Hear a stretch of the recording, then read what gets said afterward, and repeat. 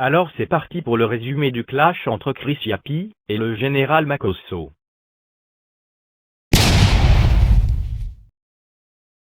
On y va. Un matin, on se réveille, on reçoit un tweet de Chris Yapi qui nous balance un scoop d'enfer. Scandale. Un pasteur tente de monnayer la dépouille du Premier ministre Ahmed Bakayoko. Chers lecteurs, reconnaissez-vous la voix de ce pasteur escroc qui se disait fils d'Ahmed Bakayoko, mais dès la mort de celui-ci, il se rue dans les bureaux de son assassin, Teni Birahima Ouattara, pour lui estorquer de l'argent. Donnez-moi son nom et dites-moi la somme d'argent reçue après l'audience qui lui a été accordée. Écoutez très attentivement ce premier court extrait. Je prends trop de risques pour ce parti-là, avec la notoriété que j'ai aujourd'hui sur le plan mondial et dans mon pays. On va aller rencontrer le frère du président. Je lui présente en 10 minutes ma stratégie. S'il dit ce n'est pas bon, je sors de son bureau, je vais dormir. C'est clair. Mais au stade où on est arrivé là, je ne suis pas prêt à taper pour tout. Quand Makosso nous a prouvé que l'audio date de juillet 2020, et qu'il n'avait donc rien à voir avec le scoop annoncé, Chris Yapi répond simplement par ce tweet. Rappelons au passage que le général Makosso a lâché par inadvertance le nom du ministre Sidiki Konaté lors d'un coup de fil qu'il a reçu du ministre Mamadou Touré pendant un direct qu'il a entamé juste après sa vidéo preuve qu'on aura le plaisir de visionner tout de suite. Insinuant par là que la preuve du général Makosso est factice.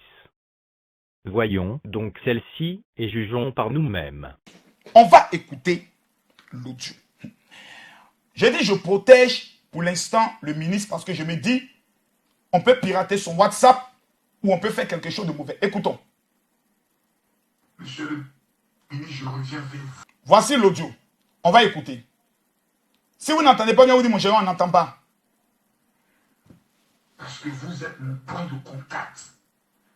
Vous m'avez dit que le frère du président m'estime bien. L'heure de le rencontrer et lui présenter ma stratégie de la plus haute marmaille jamais organisée pour prendre tous les électeurs évangéliques depuis les fêtes de Zéro RHDP. Ça fait 10 ans que je travaille sur ça. Mon seul malheur, c'est que j'aime le RHDP, le président Alassane Ouattara. Ça, je le dis honnêtement. Et ma famille politique ne me respecte pas. Ma famille politique à RHDP ne me respecte pas. Écoutez, hein, moi j'assume. C'est mon seul malheur de ma vie, c'est ça.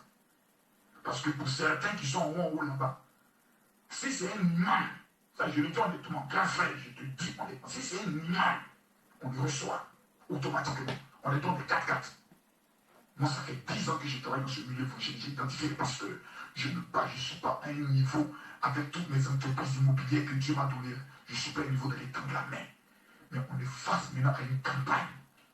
On n'a pas d'un coup KO au premier tour. On ne peut pas s'asseoir puis s'amuser pendant que nous avons une grande famille évangélique qui est là, pas de 7 millions de fidèles. On va les regarder pour présenter. On peut avoir toutes les armes au monde, on peut avoir toute l'armée au monde. Mais quand on a les grands électeurs, quand une élection finit, on dit, mais vous discutez de quoi? Nous avons les évangéliques qui nous ont donné tous les soutiens. Nous avons tant qui nous ont donné tous les soutiens. Nous avons tant qui nous ont donné tous les soutiens. Quand vous regardez tous ces grands électeurs, comment vous pouvez douter d'une victoire aussi propre, aussi nette? C'est de ça qu'il s'agit. Moi, les voter un monsieur de 86 ans qui doit prier Jésus pour entrer au paradis, c'est pas Makosso Camille. Écoutez, hein. Je prends trop de risques pour ce parti-là, avec la notoriété que j'ai aujourd'hui sur le plan mondial et dans mon pays, pour qu'on me fasse ça. Ton grand frère, je reviens avec toi. Précisément, me demandait, j'ai dit à mon grand frère qu'on avait Sidiki, c'est à lui, j'ai dit, il voulait rencontrer, on m'a dit, mais il n'a pas bien fait la chose. Donc, mon grand frère, actuellement, ce n'est pas une affaire de ministre, c'est une affaire de grand frère, petit frère. C'est une affaire de famille. Toi et moi, on est liés par les liens de la foi. Je reviens de mon grand frère. Écoutez. Grand frère, par ma main, on va aller rencontrer le frère du président. Je lui présente en 10 minutes ma stratégie. S'il dit ce n'est pas bon, je sors de son bureau, je vais dormir. C'est clair. Mais au stade où on est arrivé, je ne suis pas prêt à taper. Vous voyez? Je suis un homme, j'ai mes faiblesses. Je suis un homme, j'ai mes défauts.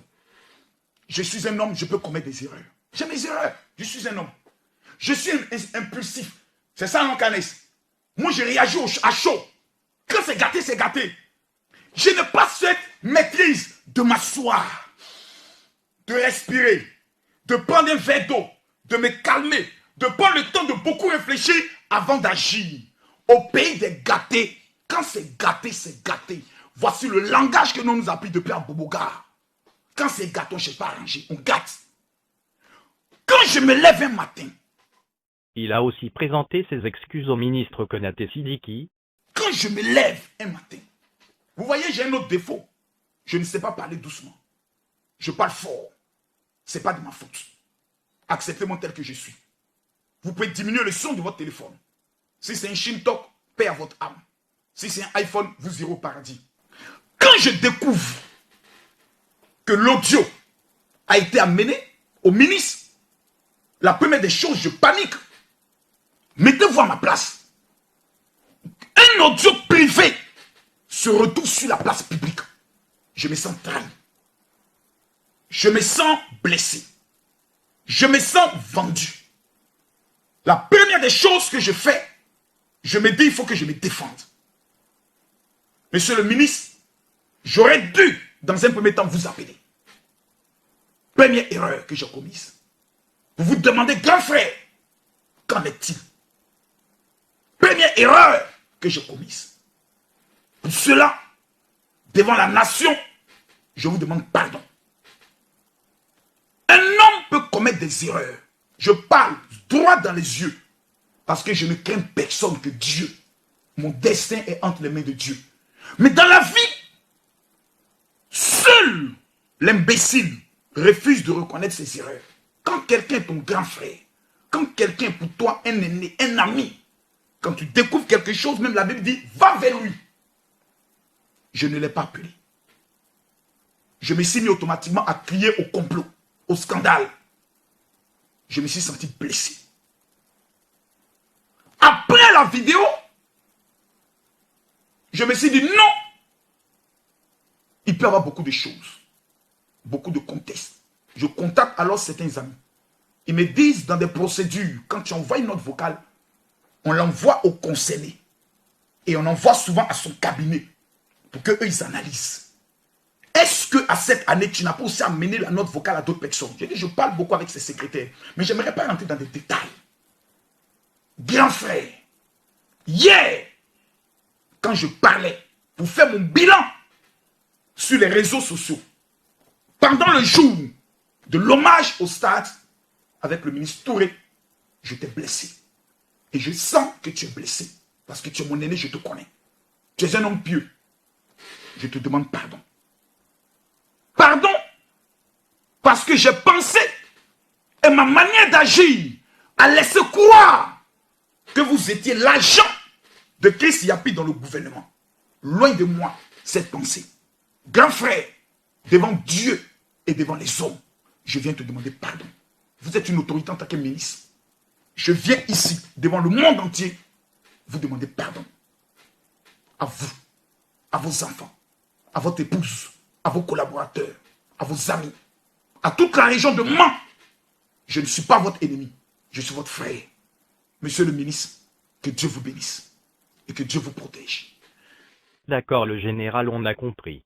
Et le cas du ministre Mamadou Touré? Monsieur le ministre Touré, bon, vraiment c'est un accident.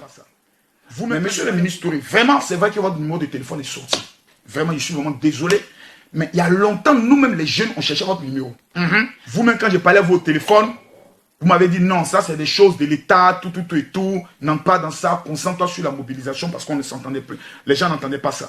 Donc le téléphone, là, c'est vrai, c'est un malheur qui est arrivé. Mais monsieur le ministre, faites renvoi d'appel sur le numéro de votre secrétariat. Et puis quand on appelle, il dit non, en ce qui concerne les projets de financement, allez dans telle structure, puis elle donne les informations. C'est tout.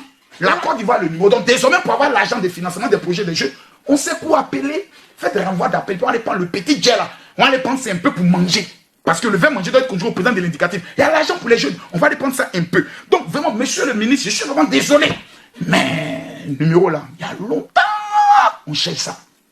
Il en a profité pour adouber le nouveau slogan de Chris Yapi, que lui a valu sa vidéo sur le leader du COJEP, le ministre Charles Blé Goudet, avant de prouver une contradiction évidente de celui-ci, qui accusait, jadis, le Premier ministre Ahmed Bakayoko, de la mort du Premier ministre Amadou Gon Coulibaly.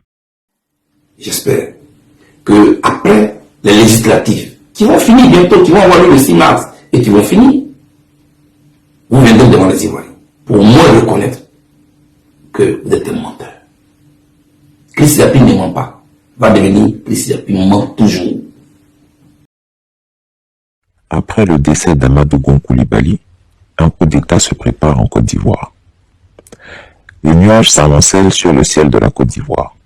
Le décès brusque du Premier ministre Amadou Gon Coulibaly ouvre la voie à une période d'instabilité au cours de laquelle un acteur politique, Ahmed Bakayoko, va tenter de jouer le tout pour le tout pour rafler le pouvoir laissé vacant par la disparition du candidat du RHDP et dauphin désigné du président Alassane Ouattara.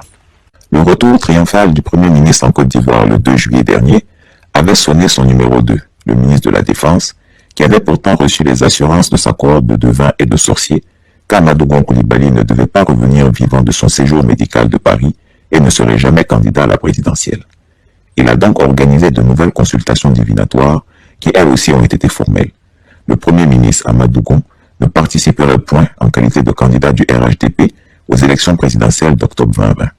Je l'avais dit, mais peu de gens avaient voulu me croire. Dès l'annonce de son retour en Côte d'Ivoire, j'avais dit qu'Amadou Gon était en danger de trépas, mais personne n'y croyait vraiment. Dans une de mes publications intitulée « Amadou Gon Coulibaly et Ahmed Bakayoko, tout est gâté », j'avais mis en garde la famille et les amis du Premier ministre qui se réjouissaient de son retour au pays. Je cite, juste un conseil. La famille et les proches d'Amadou Gon Coulibaly feraient mieux de prendre au sérieux ces écrits de Chris Yapi au lieu de se laisser aller à la jubilation.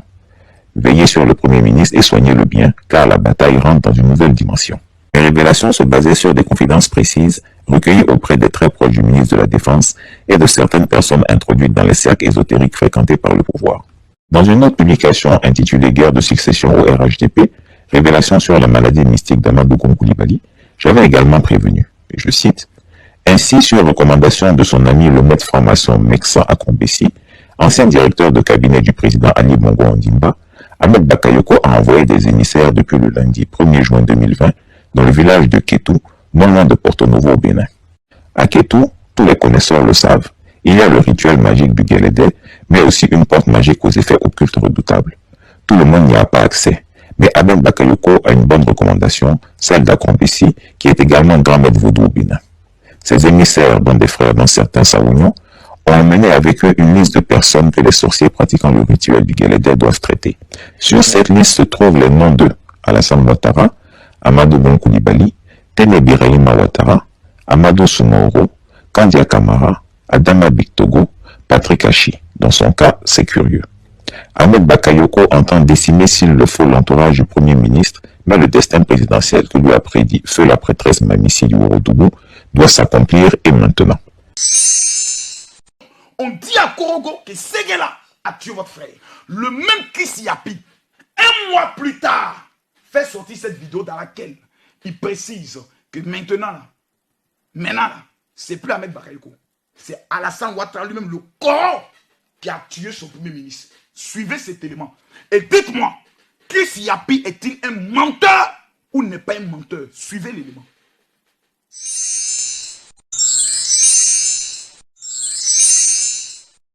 Cardiopathe de longue date, Amadou Gon Coulibaly était malade et avait subi une opération à cœur ouvert en 2012.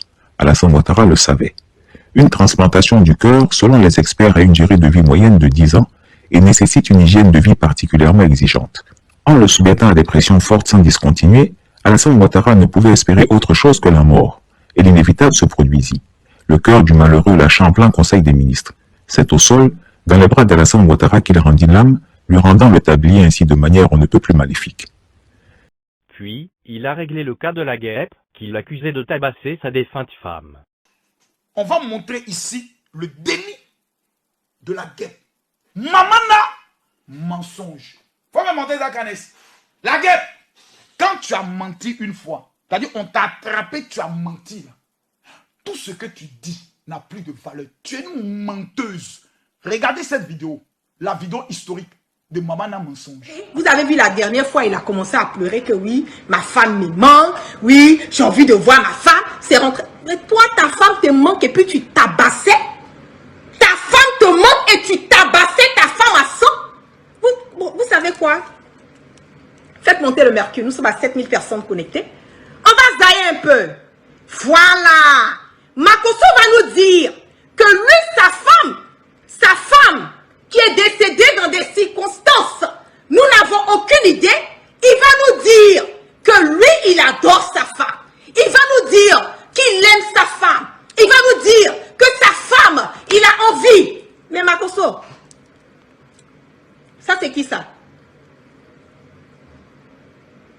C'est pas Tatiana?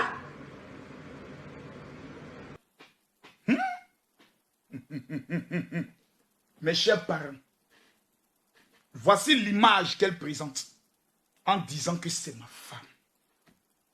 Une image qu'elle est allée prendre sur Facebook. On vient, on ment. On ment. On ment. On ment. Devant des milliers de téléspectateurs, on ment. Une femme intelligente aurait supprimé la vidéo. Non.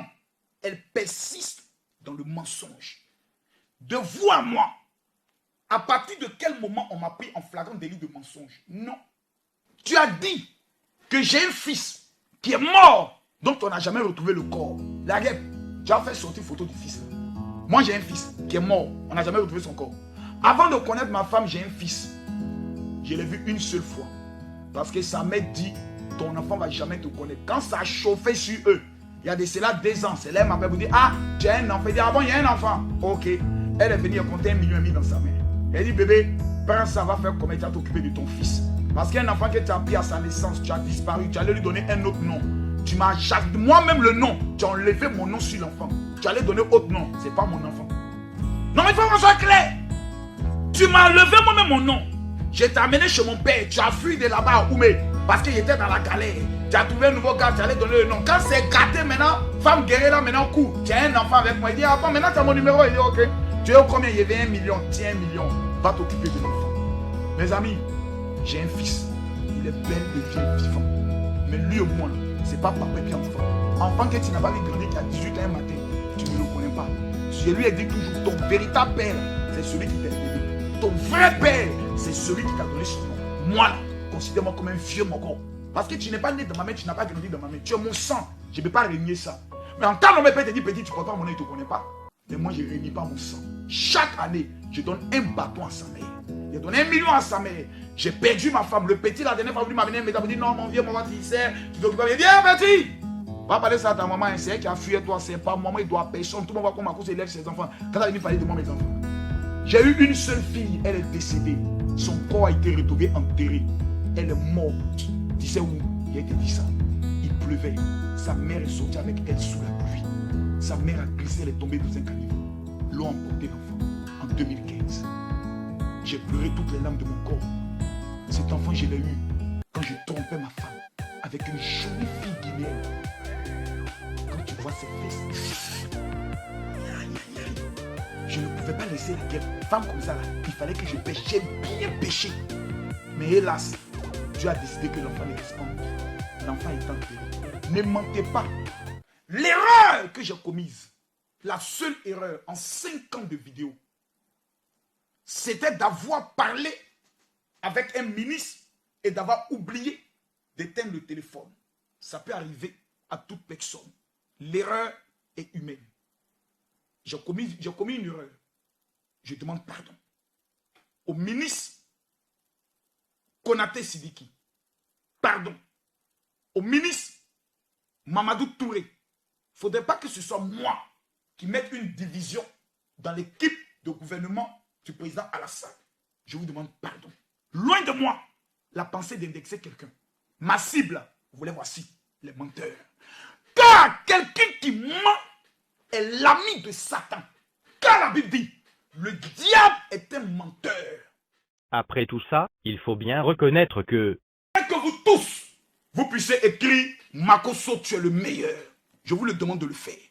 Parce qu'on dit de lire les commentaires et que mes abonnés ne commentent pas en bien. Et pour finir, il a lâché un petit clin d'œil à Aputsu National. Je veux que vous démontrez à Aputsu que vous êtes là. Parce que ceux qui me suivent ne commentent pas souvent, ils suivent, ils sont assez puis ils écoutent. Donc mettez les commentaires, Makosso, tu es le meilleur. C'est moi, le maître de Facebook. Voilà. Quand il dit c'est sérieux, ça ne plaît pas à Aputsu. Parce que lui aussi, il fait ce titre-là. Je te comprends. Mais pour lui, c'est moi. Voilà, je suis le papa. Voilà. Sans oublier la petite rubrique grossièreté pour égayer la galerie. Chris Yapi, ton maudit à chaque 5 h du matin, petit maudit. Le match est plié. Le match est clos. Waoué. Chris Yapi ment toujours. C'est un menteur.